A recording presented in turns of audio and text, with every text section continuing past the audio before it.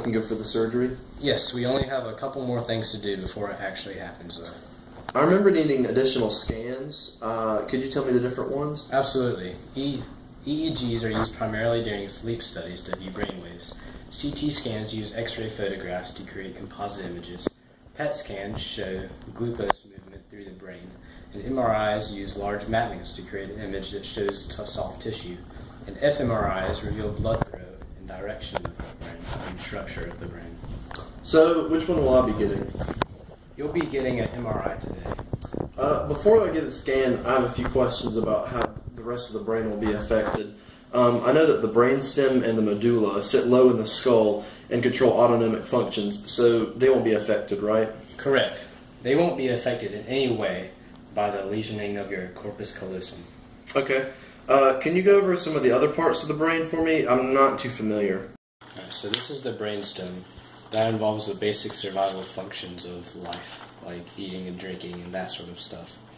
This is the temporal lobe, which is right above your ear and your temple, and that involves hearing.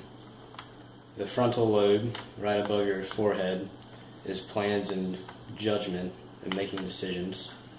The Broca's area and Wernicke's area, they're most commonly located in the left side of the brain in most people, and they involve speaking and all language stuff. The motor cortex is the movement of all your muscles. The sensory cortex is the primary lobe for interpreting senses. The parietal lobe also involves the senses. The occipital lobe is located in the back of the brain, and that involves the eyesight. And the cerebrum is known as the mini brain, and that involves simple processes like movement and balance. Okay.